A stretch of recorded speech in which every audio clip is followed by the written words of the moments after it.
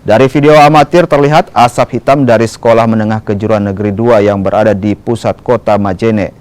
Kebakaran ini sempat membuat panik warga dan berupaya memadamkan api dengan peralatan seadanya. Kencangnya tiupan angin membuat api dengan cepat menyebar ke ruangan lain.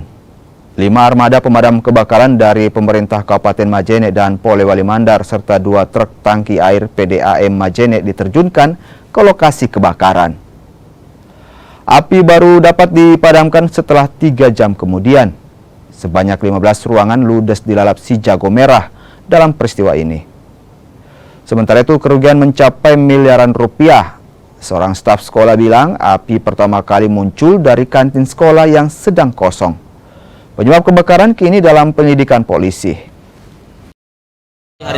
Yang pertama itu kemungkinan dia aliran listrik yang berada di kantin, karena kan yang pertama kena itu kantin yang di belakang musola. Dia merembes masuk di ruangan meeting lalu ke lab. Tidak lama kemudian ya angin kencang larinya ke arah barat, jadi dia dapat musola, ruang guru, enggak ke ruangan atas asing. Pukul berapa itu kejadiannya, Kak? Jam 5 lewat 17 lewat. Gedung apa saja yang terbakar, Kak? Gedung yang terbakar itu ada kantin, lab audio, ruangan meeting, kemungkinan juga akan dapat lab perakitan, ruang tata usaha, ruang kepala sekolah, ruang guru, dan ruangan yang paling itu ruangan server.